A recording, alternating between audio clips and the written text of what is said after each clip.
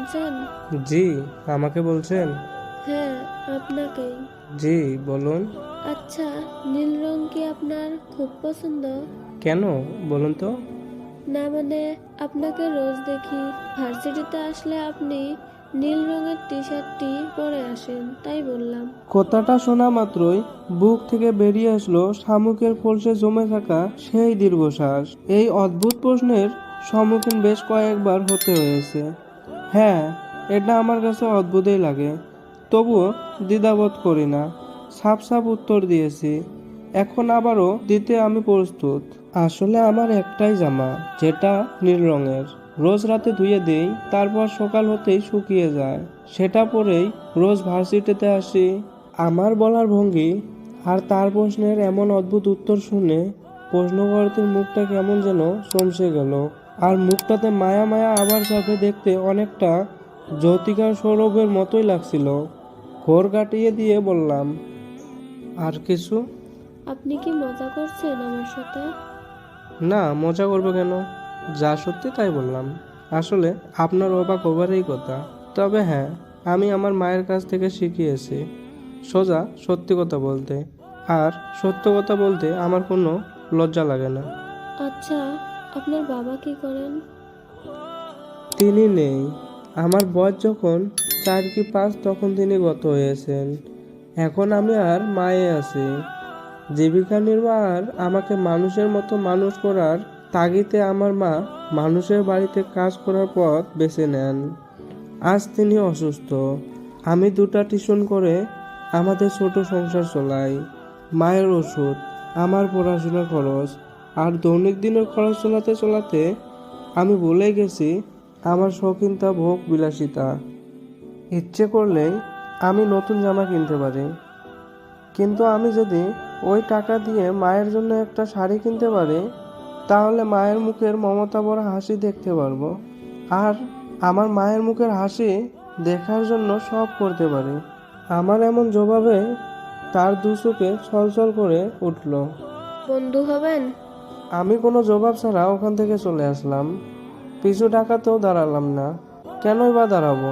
গরিবের তো কোনো বন্ধু হয় না। ওরা বন্ধুত্বের নামে প্রতারণা করে, দয়া করে করুণা করে। আমি কারো দয়া বা করুণার পাত্র হতে চাই না আর। হ্যাঁ, আমি গরিব, তাই বলে কি আমার কোনো মান সম্মান নেই?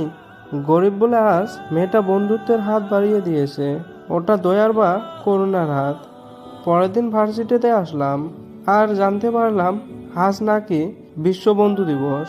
লক্ষ্য করলাম সবাই সবাইকে উইশ করছে, গিফট আদান প্রদান করছে।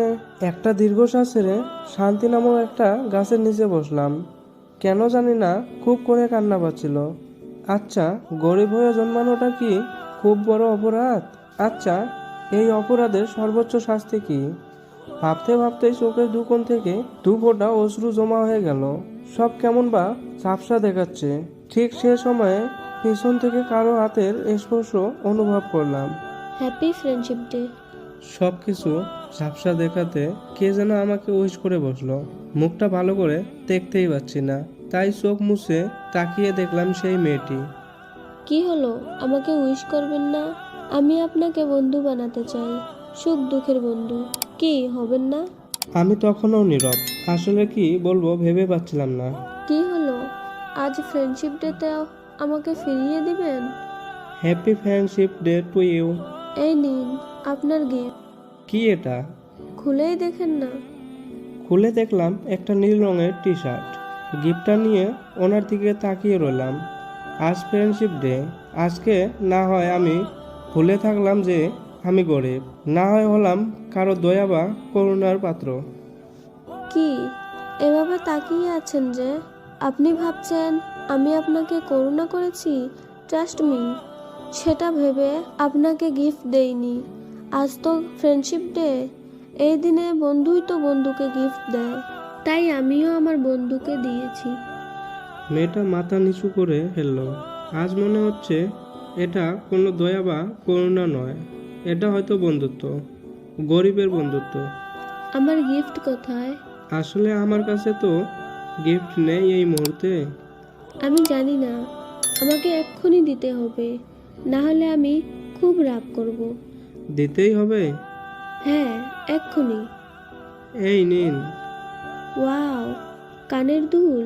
এই, আপনি না বললেন আপনার কাছে কোনো গিফট নেই?